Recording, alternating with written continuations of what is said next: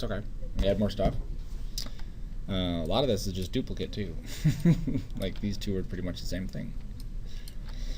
I'm going to delete my lights in here so we can start from scratch.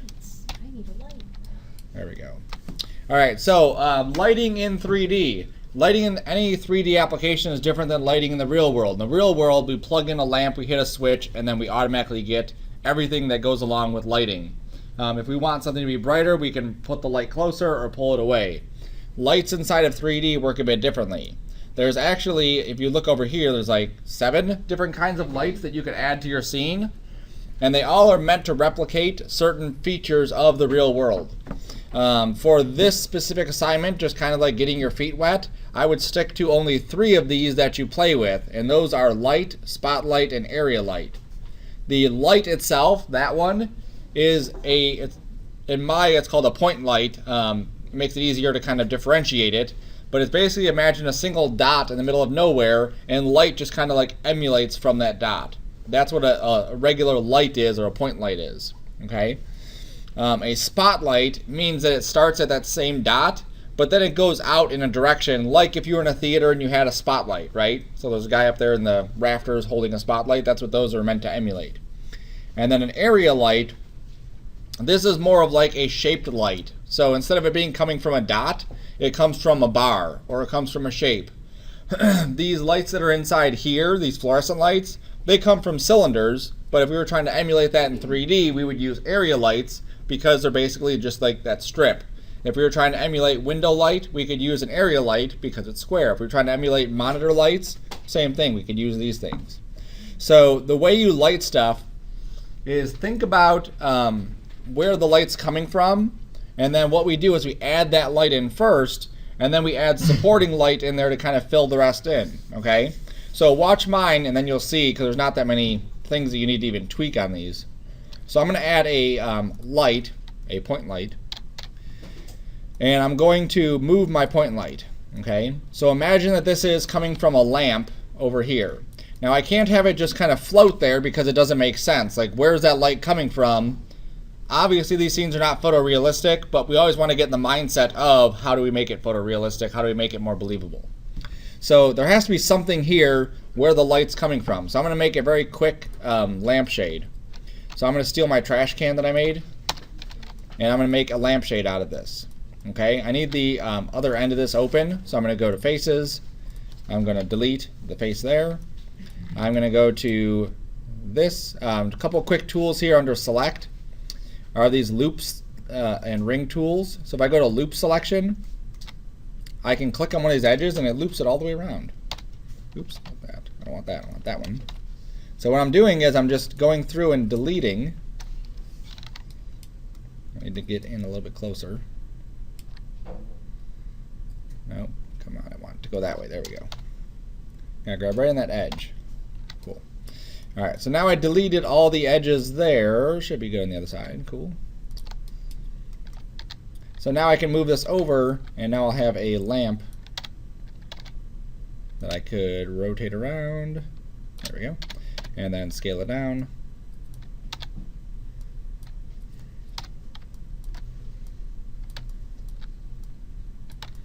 All right, so really quick lampshade. Now, obviously I would go through and actually model some sort of body on this thing. I don't need to model a light bulb if I don't see it. Okay, imagine that this is some fancy lampshade that's like clear. I need to model a light bulb. If it's not clear, it's more like translucent, I don't need to model a light bulb. All right, so now I'm going to hit render. Okay, now you'll see that my lighting in here doesn't update. I can see where the light is, but it's not really giving me a finished product. All right, so up here is your render button, and if you hit Control R, you will render. So I hit Control R, and what that does is it takes all the information in our scene and actually calculates what the final image is supposed to look like. So you'll see Cinema does actually do a pretty good job of, while we're working in the scene and hitting Control R, those are pretty close to what we're seeing. So what we see is what we're getting in this case. But what we're missing are shadows. There's no shadows coming off the light, so it looks obviously super fake. Well, it looks like it's shining through its lampshade onto the wall. Right, because there's no shadows, so it literally goes through everything. Okay? That's why even underneath here, there's light. So I'm going to grab the light, and everything in here, this is probably one of the more complex nodes that we'll ever look at. Everything under here has different sections for everything that we would adjust for the light. Most of the stuff happens under the General tab. So you can see where it says Omni. Omni means all directions, okay? You can change it here to one of these, but you typically don't. Just leave that alone. Here's the intensity, which is basically the brightness of it. These numbers do lie, so you can actually go above 100. You just have to click and drag to make it super bright. Let's not do that yet. There we go. Now we said we didn't have a shadow, so let's go under shadow, and we'll tell this to be a soft shadow. There we go. And then we'll hit Control R again. Ah, now there we go. Okay, so now we're actually seeing what this light is doing, casting a shadow, so we only see basically the top beam and the bottom beam. Now here's where the viewport differs, because obviously in the viewport we don't see those functions. There are ways to kind of turn on some of that stuff, but realistically you don't want to work like that, because this speed that we're working with is pretty quick. If we were to turn on all these features to make it look photorealistic, it would go incredibly slow, okay? So there's my shadows. Now if I need to adjust my shadows, I can go under the Shadow tab and play with my shadows. So one of the things I may want to do is these shadows right here are incredibly dense. Like, they're all the way up to 100%. So if I crank this down to like 64, and then I render it, what happens is those shadows are not as dense, so it gives the appearance that my light is emulating from the center and then kind of like bouncing around the room to fill in the rest of it, okay? In the real world, you've probably seen this in like your illustration classes. Light hits a surface and then it bounces off the surface. And sometimes there's like color bleed or reflections or whatever else. So that's what it's kind of faking right here, doing that. Now it looks kind of like a creepy, scary movie type lighting situation we have right now. So what I'm going to do is I'm going to add in another light. So this is my scene light. This is like visually what we're seeing, where the light's coming from. So now I'm going to add in an area light. And the area light is this square shape. Okay, and I'm just going to rotate it. Oops, that's not rotating. There we go. I'm going to rotate it so that the square side is going into the room itself. And I'm going to make sure I'm in Cinema's hotkeys, not Maya's. There we go. There we go. Cool. So I'm just kind of angling it into the room so it's not like a direct shot, so it's a little bit of an angle. And then I'll hit Control R again. And then we'll see now it definitely looks like our light is coming out of here, and the rest of the room is just being lit up by that light, by some other light, by, you know, something else, okay? So it gives the illusion of now being a happier room because we have a little bit more light in the scene. Doesn't look so creepy, okay? Now I don't need this light to actually have any shadows to it. If I added every light in my scene with shadows, it would be like overkill. Just so you can see it, I'll turn shadows on here. I'll render it out again, and now you can see there's hard shadows here, and there's shadows coming over here. So it actually looks like there's maybe too much shadows, even here on the wall. So I'm going to turn off those shadows. I think these guys are probably like away from the wall. Are you? You are. Push those into the wall. There we go. All right. In Nemo, I'm sure people have seen Nemo before. In some of those scenes, they had like 200 lights around the scene just to give it that look of being underwater and lighting up everything. Okay. All right, so that's essentially it for lighting. You could play with other stuff inside here, but realistically, for this assignment, you don't really need to do that, okay? If you want to just kind of poke around, you got some extra time, poke around, but then go back. Every time you add something, like when we added shadow, that makes it take longer. If I go in here and start doing these, because this is probably the first thing you're going to jump to, and I add this, it's not that light, let me go to this other light, and I add this glow like that. I can't see it because it's behind there. Let me just scoot it out a sec. There we go. Ooh, okay, that's going to make it take longer, adding that little glow in there. Where was that camcorder one? That look. Okay, little sunburst star thing happening. All right, I don't need the glow. The glow is not important in the scene. All right, that's sufficient for where we're at. Okay, so now that's part of the rendering setup. The other part is materials. The other part is giving some coloration to these. So under the create down here, this is where you're going to create all your materials. You can go to create to get to the menu, or you can double click and it automatically creates a material and you can adjust it from there. Okay.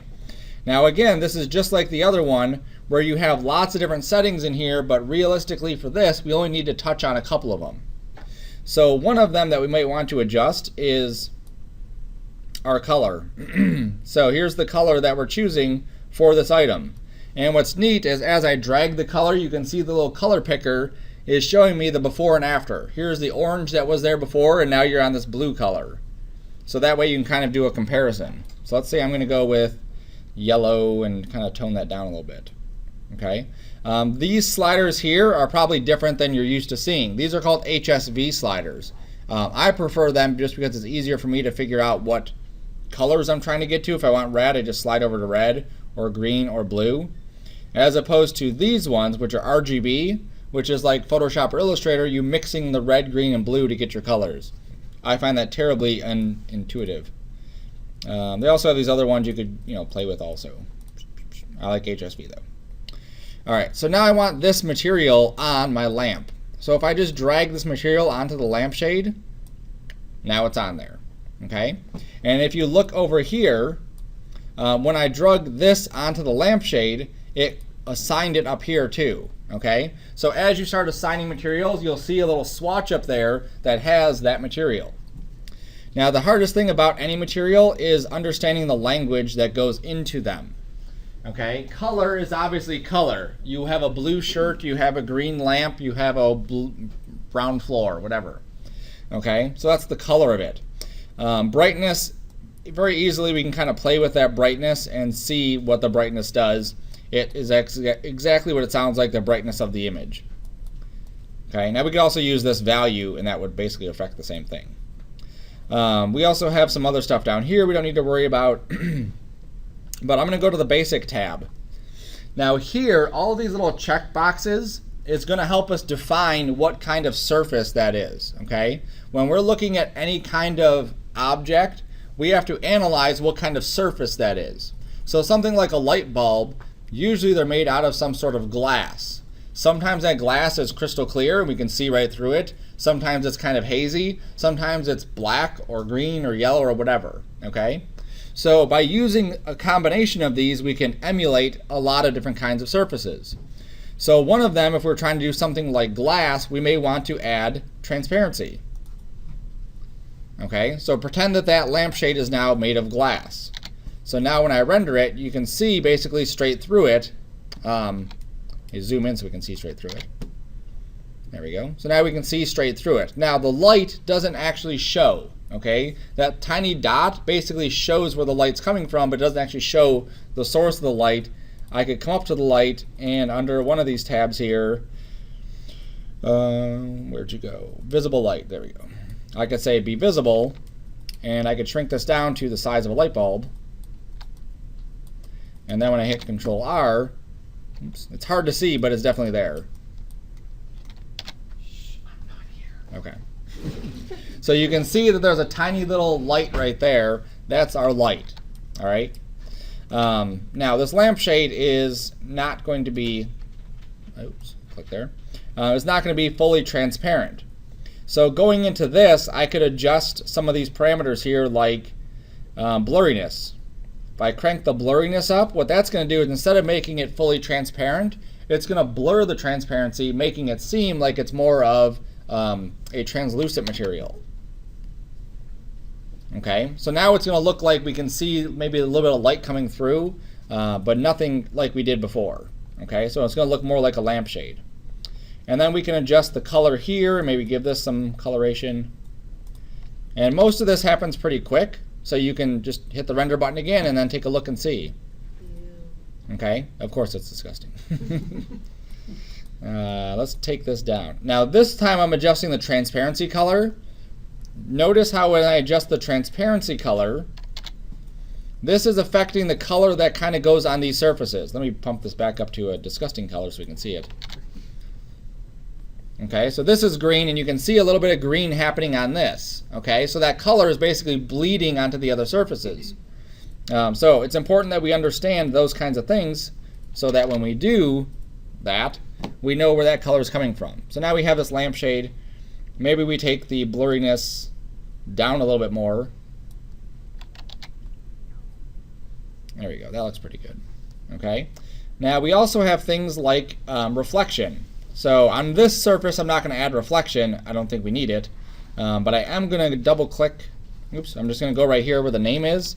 And I'm going to say Lampshade. Okay. It's important to name these. By the end of this, you might have 30 or 40 different materials. You want to know what they are. Okay. I'm going to add a new one. So I'm just going to double click. We'll call this one bookshelf. And I know that the bookshelf would probably have some reflection to it. It might also have some bumpiness to it. And that should be good. Okay. So I'm going to go to my color channel. Now I could do like IKEA and just like it's white or it's blue or it's tan or whatever. But it's a nice bookshelf. It's actually made of fake wood. Okay. So I want to make sure that it looks like fake wood. So what I'm going to do is I'm going to go and find a picture of fake wood. So one of your websites that you're going to reference a lot is textures.com. Okay? Textures.com provides textures for you to use for your projects. And people will use them as students, as hobbyists, as professionals. You sign up for free and you get 15 free downloads a day, which is pretty sweet. You can buy a subscription and you get a lot more stuff. Some of these higher resolution ones are definitely cool. But they have like a load of stuff here. Look at this. You search for wood, and you'll get pictures and pictures and pictures of all these different kinds of wood. Okay? So now the trick to this is finding something that's appropriate to it. So if I said this was a nice bookcase, I wouldn't use this kind of wood on the bookcase because that's like crappy particle wood. Yeah. So I wouldn't want that. I also wouldn't want this. That doesn't make sense. Why would you have a bookshelf made of planks like that? That's not nice. Which one? This one? Yeah, that one looks good too. Now what I'm looking for also is sizing. Okay, so that one's kind of neat. Yeah, it doesn't matter, I guess. I'll just go with that one. Oh, that looks like something that could be paper cut or splinters. It might, but I think they've fixed it so it doesn't do that. Log in. Come on, there we go. I hope this isn't an IKEA bookshelf. I hope you got this from the thrift store. I hope so too. It's an antique. It's worth $3,000. It's wonderful. I paid $20 for it. All right. So when we grab an image, there's several different kinds of images on here. Anything that says seamless, that's what we want to grab. If it says seamless, grab the seamless. And what that means is that the left side and the right side, if they were butted up against each other, they would match. Top and bottom, they would match. On something like this, it wouldn't. So if you see this one has like a little gray thing on the bottom, okay? So if you ever tried to use this and like copy that texture over and over, we'd see that gray thing over and over and over, all right? So I'm gonna grab this seamless one, even though it's tiny. And I'm going to move this into my folder. So I'm gonna say cut. I'm gonna go find my folder. And I created a scene folder to hold my scene. I created a textures folder to hold my textures, and a renders where my renders are going to go. So I'm going to paste this into my textures folder. It's important you stay organized because these things will add up. All right, so now in Cinema, I'm going to go where it says texture. And there's two spots. There's an arrow here, which will bring up some options. And then there's the little dots and the bar, which will let us add a texture to it. Okay? So if I click the arrow, here's a bunch of different things that I could do to add something different to it. So I may want to do like, I've never found a use to add a color to it from here, but like a Fresnel, which is basically a noise pattern, or a gradient, which is, I'm sure you're familiar with a gradient. Here's another noise pattern. Here's a couple other things I could add, and here's a bunch of other stuff that I could also add. Okay? Just to keep it simple, we're going to load an image. And that says, well, where's your image at? And I'm going to say my image is right here. And say, do you want to copy it? I'm going to say no. Keep it where it is. All right, so now I have this wood texture on my sphere. All I need to do now is just drag it onto my bookshelf. Okay, so I can drag it onto all three of these bookshelves. Yes, ma'am. Would there be a way, since your bookshelf is technically one object, to make your shelves different colors? Yes, there is. So when we get further into the class, we'll be doing that kind of stuff. But basically it involves, you see how here we have this material? I basically have to select items, save the selection, and then assign that material to the selection for every single one. But yes, you definitely could do it. Not to knock Cinema, but in Maya it's a lot easier. All right, so now what we need to do is I need to take this and fix it. You can see how horrible this looks.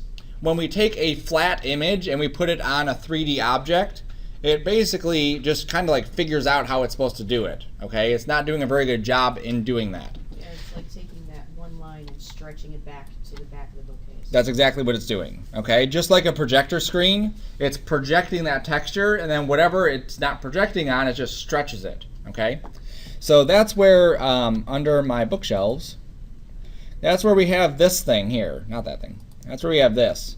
So when I click on this, I get different options. So one of these is UVW mapping. Okay, we'll get further into the class and do actual like what's called unwrapping, where we're taking a 3D object and making it flat. But for now, we can just play with these until we get something that looks nice. I think cubic should suffice for this. If I switch to cubic, you can see we get much better results just by clicking that one button. So I'm going to click on that and switch it to cubic. Click on this, switch it to cubic.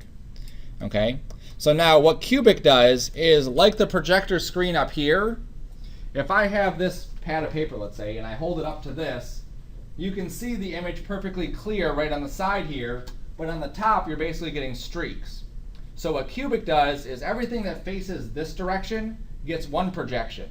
Everything that faces that direction gets another projection.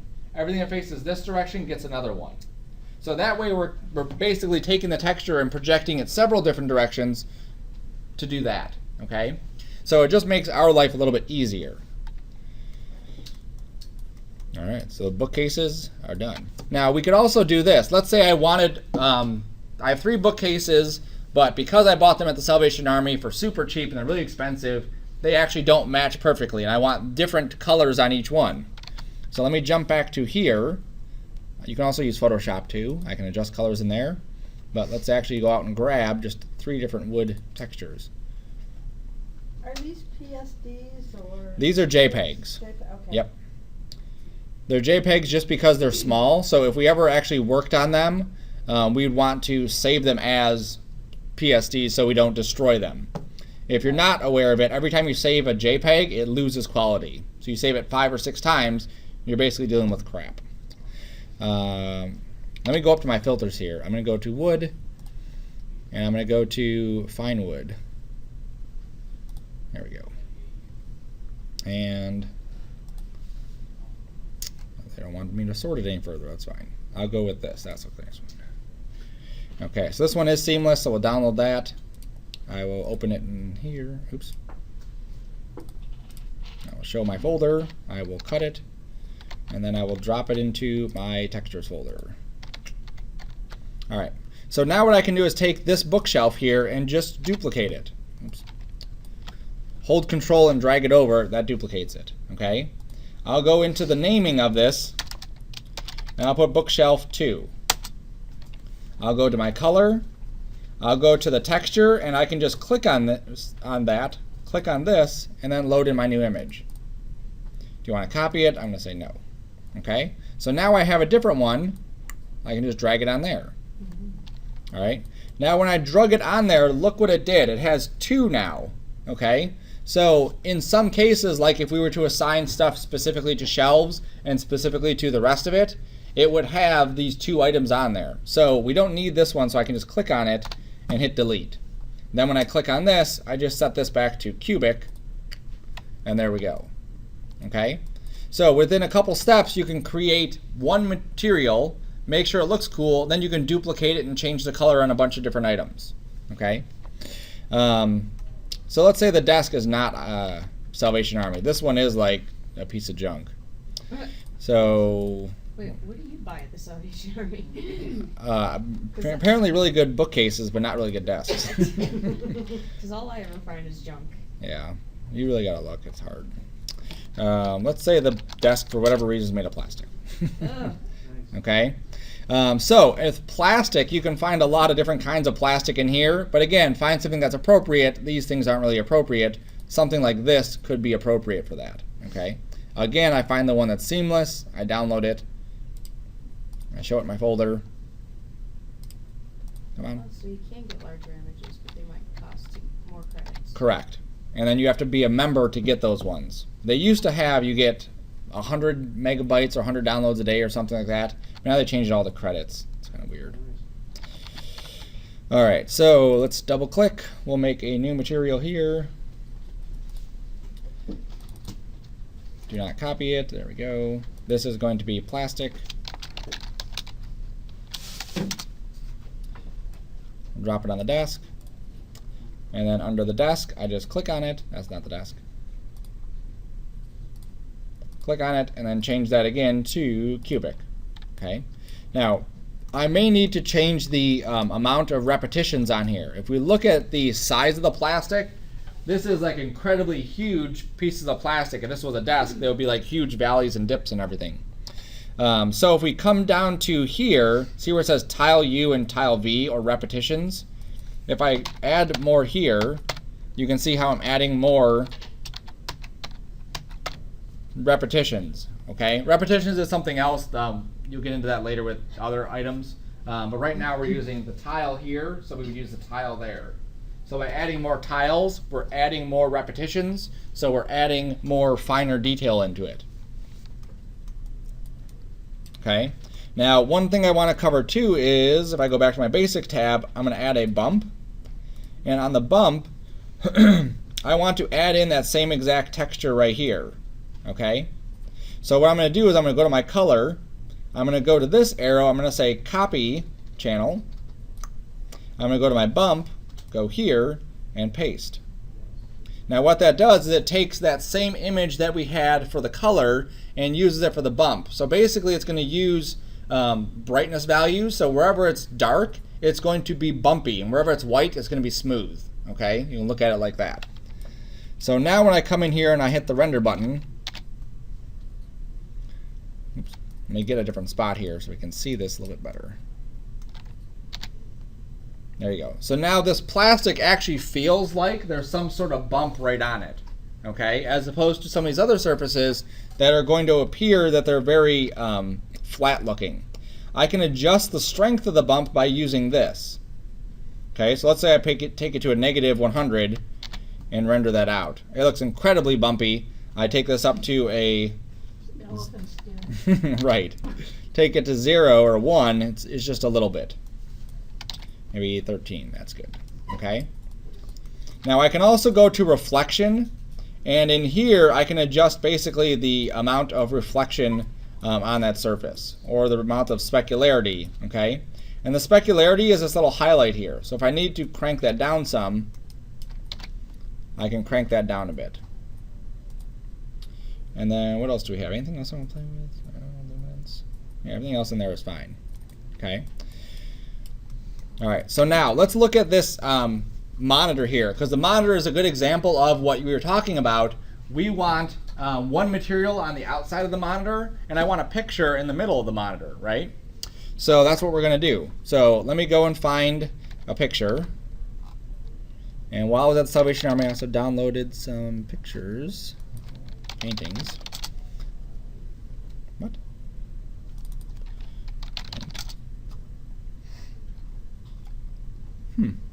They used to have actual like paintings on here, not that. Family? Nope. All right. Landscapes? I don't know if they had landscapes. Oh, it does, yeah. Landscape. Cool. Oh, that's a nice one. All right, we'll grab that one. Now this one, we don't care if it's seamless because we're not using it as a texture, we're using it as an image. Okay? I'm going to grab the biggest one they have though. And I will go to show in folder once it loads. Come on, baby. I'll paste it in there, and then we'll go back to Cinema. All right. So what I'm going to do is I'm going to double click, and this is going to be a black plastic. Okay. So what I'm going to do is I'm going to take the color to pretty much black, Now, if you look at your monitor, it might be hard to see, but there is a little bit of grain or a little bit of bump to it, okay? So in this case, I'm going to add the same kind of bump right there.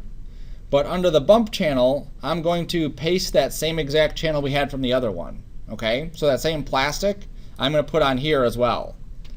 And what that gives me is, oops, I haven't assigned it yet. Drop it on. There we go. So what it gives me is this. So now this has that same kind of bumpiness. Let me add my repeats to it. There we go. That looks pretty good.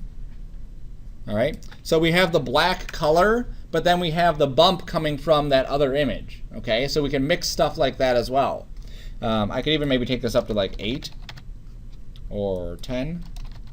Trying to find a good value. That 10 looks good. Okay. All right. So now what I want to do is get that picture of the family, and I want to drop it right on the screen. Oh, the stand should also be this black. There we go. And then real quick, just jump to that stand. There we go. I'm just going to make sure both of these are set to cubic, just so they have some nice laying out of UVs in there. All right. So now I'm going to double click. I'm going to rename this one to be landscape screen.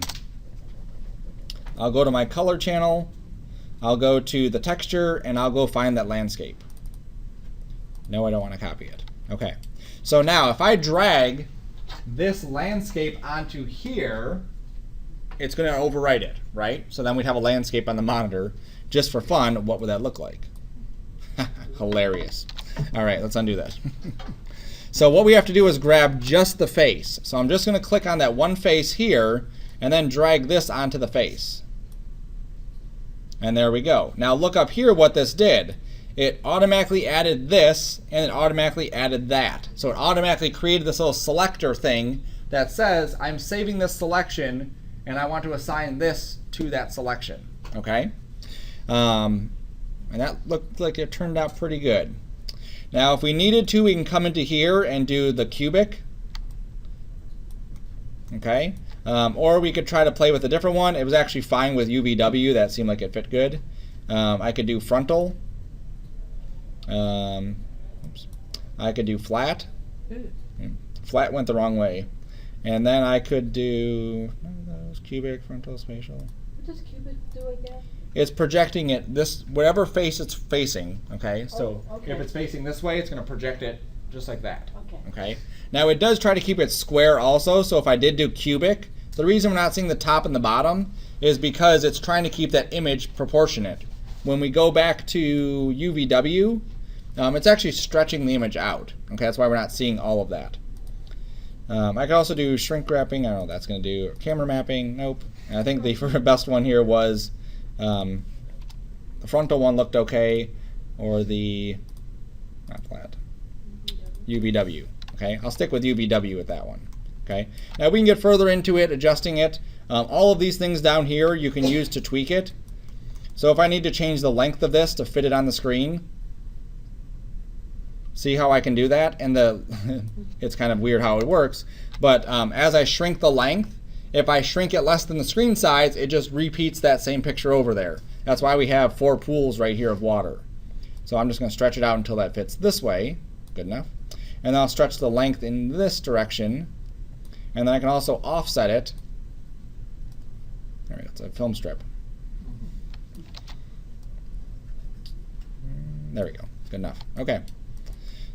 So now let's hit Control R. Let's see what it looks like. Cool. Now what will be kind of neat with this also is to have this picture kind of like illuminating, right? Because if it's a monitor, it would illuminate the chair a little bit. So we're getting crazy with this, but we're just going to keep going. So under my basic tab for my material, there's one called luminance, and luminance means brightness. Okay, illuminating, brightening it up, whatever. So I'm going to add some illuminance to this. I'm going to go to my luminance tab, and it basically has a color. Right now the color is white, so it washes it out. So what I want to do is I want to use the same color that the image is as what is bright. So if I go to my color tab and I go to this arrow and I say copy, where'd you go? Right there. I go to luminance, I go here, I say paste. Then we hit Control R. Now it's going to look like this is a little bit brighter. Now, until we start setting advanced options, this is never really going to blow light or shoot light onto this chair. It's just going to look like it, or it's going to look like it's brighter at least. I could also add a glow to this right here. And that will give it way too much glow. Let's just pull this glow down here, outer strength. I'm going to make this radius bigger a little bit and take this strength down. Take that down. There we go. All right, keep going, keep going. Let's go 100 here, 20 there. Let's take this radius up high. There we go. Okay, so now very subtly you can see that little glow popping in there. Okay. There we go. So it kind of emulates that look. Now everything's happening pretty quick. Like, we haven't changed anything crazy, and everything is rendering relatively quick. If we turned on these other options to actually make this thing light up the chair, we would probably look at an extra minute of render time per frame. Okay, so we don't want to have to do that. All right, so then what you're going to do is you're just going to go around the room and add materials to your stuff. Okay, the idea is to play with it. The idea is to look at the different kinds of settings you have here and look at those in different ways to create them. Let's play with this real quick. I think this might be kind of neat. Let's go to, oops. You can also double click it to bring it up.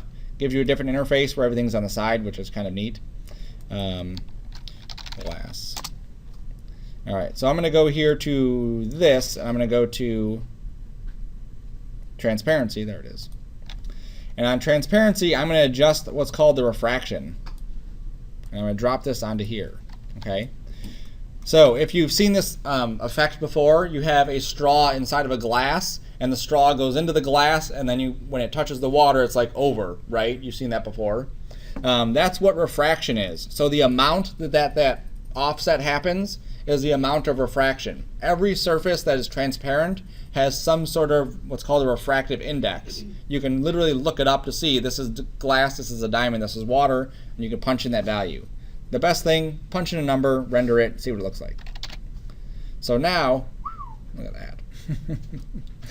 All right, so now I've refracted it so it has this. If I stick this at 1 and I render it out, it's just see-through. It's not actually refractive and doing anything fancy. Okay? Now it does look kind of cruddy because it's just not set up perfectly with this. Oops. Where's my reflections? Right here. Environment fog, normal bump.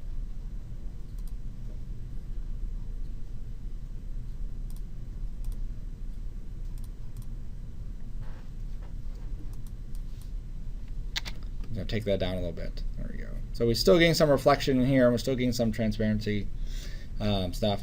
Now I could add like a bevel to this, and that would definitely help pull it off. The hardest thing with glass is just the shape of it. You're just going to be black plastic. There you go. And then our chair could just be, no, not lampshade, bookshelf wood. And desk, chair, there, cubic, cool. And then I would go through the same thing. Now the same thing I did to my monitor, I could do to these picture frames. So then I can have one material around the outside of it if I wanted to use the wood.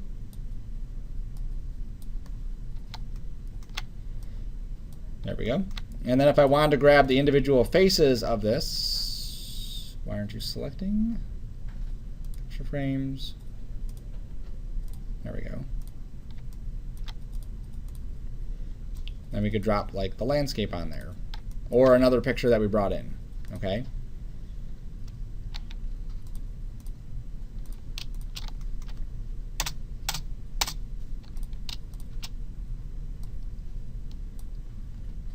There we go. Awesome. All right. So once you have your lights done, then you have your materials done. The next step is to animate a camera going around. Okay. Let me save my scene just so it doesn't go bonkers. So up here is your cameras. Now it's recommended that you don't have we're working right now inside of a camera, so every time we're spinning around and moving in and out, that's a camera, okay? We don't want to actually animate the one we work in because then we could screw up what we're doing. So I'm going to go to this option here and just make a new camera. Okay. And then if I minimize these, this stuff starts getting big. There we go. Okay. So now I have my camera right here, and as I move around, I'm moving that new camera. Okay. Now all the settings for the camera are over here as far as what kind of camera it is. So like, is it an 8mm camera? What kind of lens do we have on it? Is it a 3D camera? There's a whole bunch of stuff you can play with. So one of the things here is focal length. And so the lower this number is, the wider your screen is. Okay, the more stuff fits inside of it. And then as you get closer to things, you're going to get more perspective. Okay, so as I get close to the trash can, you can see how far away those bookshelves feel. As I take this focal length up to, like, let's say 120. Come on. You're in the trash can. I'm in the trash can. Actually, I'm behind my trash can. But you can feel how compressed everything feels in the scene. Okay, certain things you want to be really compressed on it. Other things you want to be kind of further away. For your room, you're probably going to want to be a little bit further away, just so you can show off some of your stuff. So I would go to like 20 at the most down ways. If you go anything further, like 4, then it just gets ridiculous. Like your stuff actually is distorted and it looks horrible. Okay, so 20 is a good number to be on. All right. So then we need to set keyframes for our camera. So if I go to my coordinates here for the camera, watch how just spinning around and moving, I'm setting, or I'm adjusting these values. Okay, so as I move my camera, it adjusts these values. Anytime we do an animation, we have to set keyframes. People have had After Effects in here before? No? Okay. This is our timeline. We set one keyframe to say here's where we want the camera at this part of the animation. Then we go down here, set another keyframe of where we want the camera to be at the end of our animation. Okay, one keyframe, 2 keyframes, and then maybe we'll come in the middle and adjust it. Maybe. All right. If we need more frames down here, then we adjust this. So I'm going to set this to 120. Okay, and then just pull that up. So now I have 120 frames. If we're doing 30 frames a second, 120 frames, that gives us 4 seconds. If we do 24 frames a second, we get 5 seconds. All right, so I have my camera selected. I'm on frame 0. I'm going to click on all of these and click on all of these. So I just click and drag. That sets a keyframe. Okay. Then I go to frame 120, and then I put where I want my camera to end up. So I'm going to go just like this. There we go. And I'm going to click and drag, click and drag. And now if we look, there's my movement. Okay, so there's my animation. If I don't like something, I just go back to where my first keyframe was, right here, and then just adjust my starting point. Oops. Oh, I'm still my camera. There we go. Let's say I want to start over here. Reset my keyframe. And now I'm going to start there and move to the side. Okay? What you don't want to do ever in your cameras is try to show everything you've done. Okay? Like, I want to show these because I spent 10 minutes working on these. And then let me scoot up a little bit. I want to show this other thing I built over here. I like this bottom shelf. And I like that this is floating. I want to show that off. Okay? So then what you're going to get is this. Okay? And that's going to make people sick trying to look at that. All right, so you never want to do that kind of thing. Keep in mind when you watch movies, it's literally like here and here. Unless you're watching a Michael Mann movie, then that goes crazier. Not Michael Mann, what's his name? Michael Bay, thank you. I think that just blew things up. Yeah, he blew things up, but he also has some crazy moves. So I can delete keyframes by just clicking on them in the timeline and just hitting the delete key. So if you're not happy with something, delete your keyframes. Go back to the beginning, and then just reset what you're seeing. So I'm going to reset my keys here. Go back to 120. And zoom in and kind of get to this other side. Okay. The keyframing is actually pretty easy inside of After Effects. I do. I just threw some of those picture frames over there. There we go. Gorgeous. Okay, so that's as easy as your animation needs to get. Always preview it. Sometimes you'll actually go through stuff. So if your camera moves and there's a chair in the way, your camera will go through the chair and pop out the other side. You obviously don't want that to happen. Okay, so then we're pretty much done. Okay, we've set up our lights, we've set up our materials, we've animated a camera. Now what we have to do is actually render this out. So that's where this button comes in. This is your render settings. And in here, this is where we're going to set up everything that's going to be output. Okay? And the idea is that when you render your stuff out, it's going to be a sequence of images. So when I'm hitting this button up here, this render button, it's making an image of what my scene looks like at that current frame. Then it goes up another frame and it renders that out. Then it goes up another frame and renders that out. Then it goes up another frame and renders that out. So every single frame that we have down here, it has to go through and render that out and save it out to our disk. Okay, and then we can put that together into a movie. So I'm going to set my settings up in here. I don't think they have a preset for this. No, why would they, right? Right. That's fine. I'm going to set this to 960 by 540 pixels. Okay, so you may want to write that down because that wasn't a preset. So write down 960 pixels by 540 pixels for the height and width. Now this is half of HD 1080. So if you have a pretty newish TV, not the newish ones that are like 4K and like rounded, but the newer ones like 2 years ago, they were 1920 pixels by 1080 pixels. This is half of that. Okay, it gets you in widescreen mode and gets you like a pretty good size if you wanted to put this on a DVD, or you want to put it on the web, or you want to put it on Vimeo or YouTube or whatever. Okay, resolution does not matter to us at this point. We're not printing it. We don't need resolution. Our frame range here, we need to set this up. So our first frame is frame 1. Our last frame is frame 120.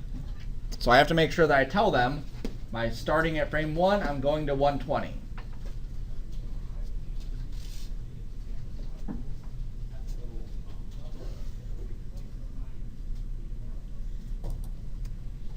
All right. Then under save,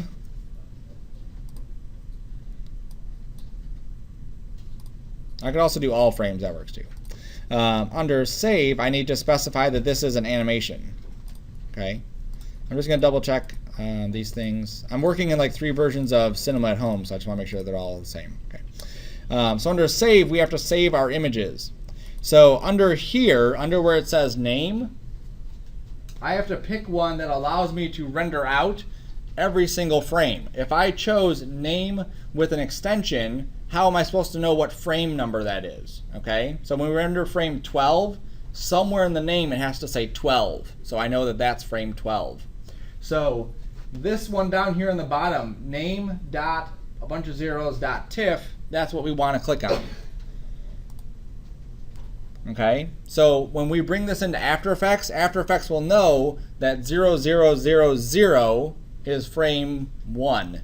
00012, well, 0012 is the 12th or 13th frame. Okay, 0 it counts as frame 1. That's stupid, whatever. Okay, so now where are we going to save this? So I'm going to go to my folder here, and I'm going to pick to put it inside my renders. And I'm going to give it a name, Sarcona Room. Okay, so what this is going to do is it's going to save my stuff inside my renders folder called Sarcona Room. They're going to be TIFFs. It says PSD layers, but there's no layers. Name.number.extension. That should be good. Okay, we're not doing anything multi-pass for this assignment. We are going to go up to anti-aliasing. And we're going to turn this up to best. Okay, so just turn the anti-aliasing to best. That should be good enough for what we're doing. And what this setting does is if you In Photoshop, you've probably seen this before. You zoom in on the edges of something and you see like this little stair-stepping thing. That's aliasing, okay? Anti-aliasing combats that by blurring those edge pixels with the background, okay? If this is set to something too low, like none, our edges around every single one of these objects will be very blocky. You can still kind of see it here where there's a little bit of stair-stepping. So the anti-aliasing goes through and cleans up all that stuff. So it looks like we have nice smooth edges. So we set that to best. And then if it's not good enough, we could always come in here and tweak these settings. The more we have, the longer it's going to take, but the better it's going to look. Everything else should be cool. I don't think I need to set up anything else inside here. That's good. So then I close it. And then under my render, I'm going to say add to render queue. Do you want to save the changes? Oh yes, I should probably save the changes first.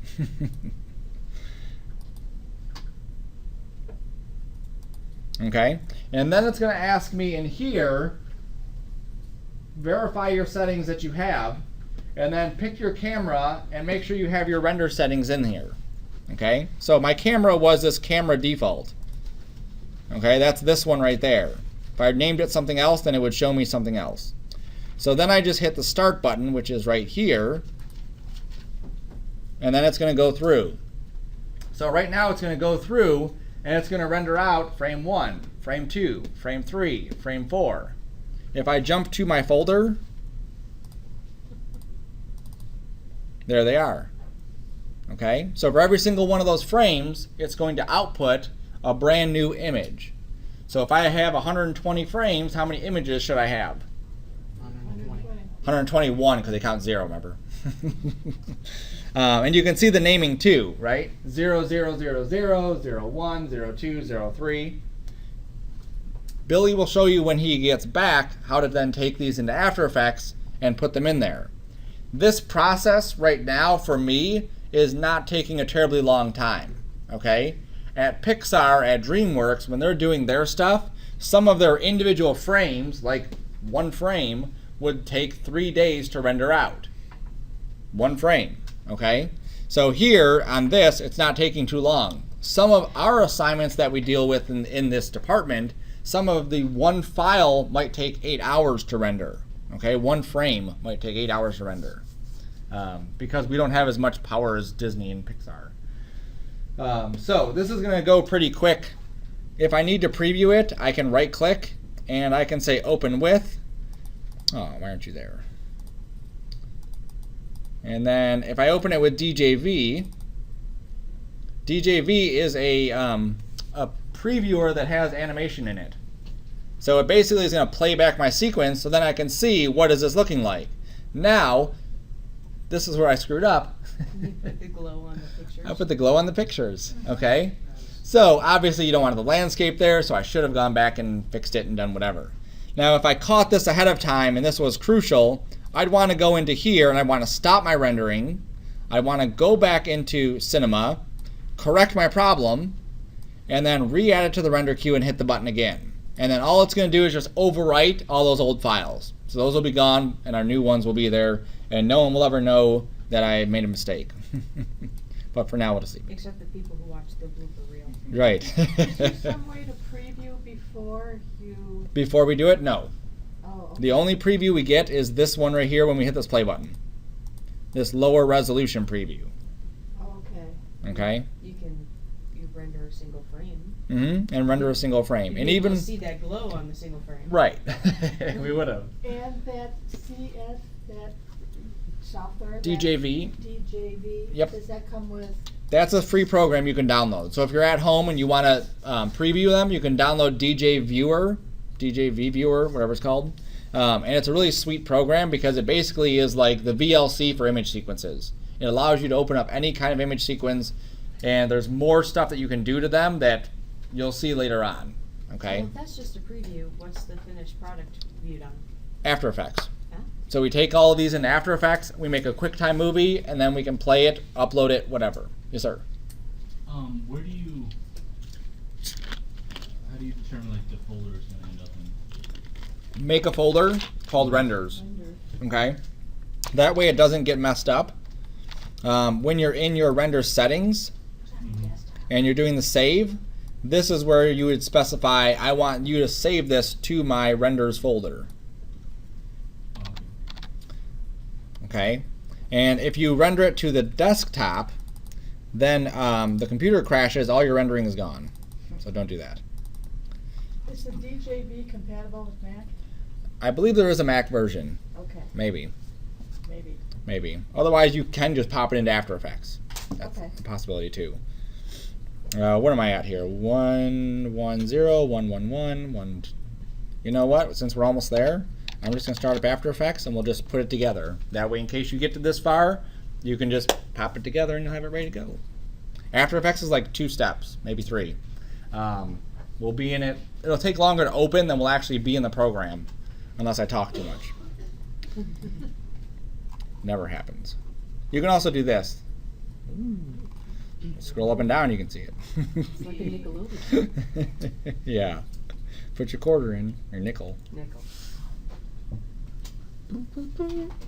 And then I'm done rendering. And then so in Cinema, where's my other menu? I get a green bar. We're done rendering. It says finished. I get a little green check mark. Cool. Then I can go in here and picture frames. Is the check mark ever red if you have an error somehow? I would assume it'd be red. I haven't rendered and gotten an error before. Good, okay. Usually you'll get it right away, like it just craps out. Okay. Now, one of the reasons we want to stay organized too, if these images, and this happens even to the advanced student, if these images like my landscape, my plastic, my bookshelf wood, if those are not on the computer, like let's say I copied them to my desktop here, but then I went home and tried to open up this file, those files aren't there, so it doesn't know where those files are located, so it's going to freak out. So we have to make sure that those are always connected in the same kind of spot. There we go. All right, so now we're in After Effects. So this is how easy it is in After Effects. I just double click inside this view.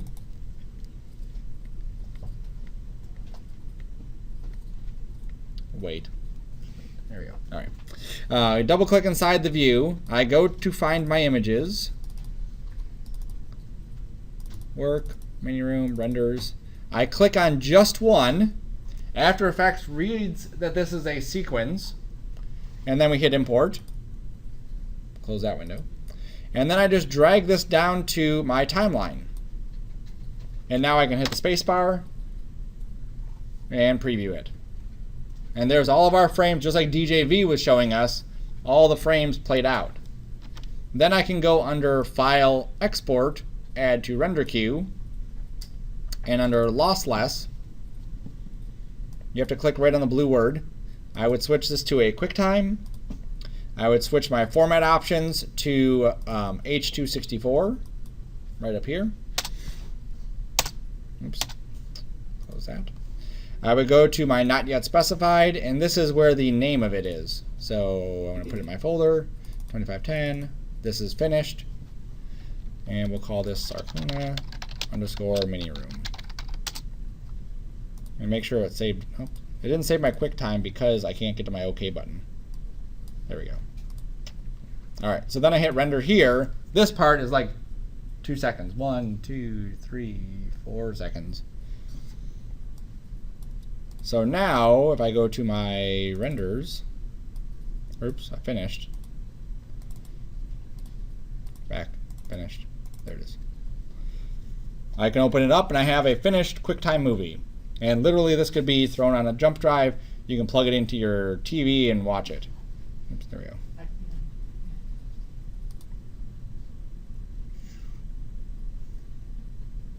Okay, so that workflow is going to be repeated every animation assignment you do. You light your stuff, texture your stuff, you animate your camera, you render it out, bring it into After Effects, make it into a QuickTime every single time.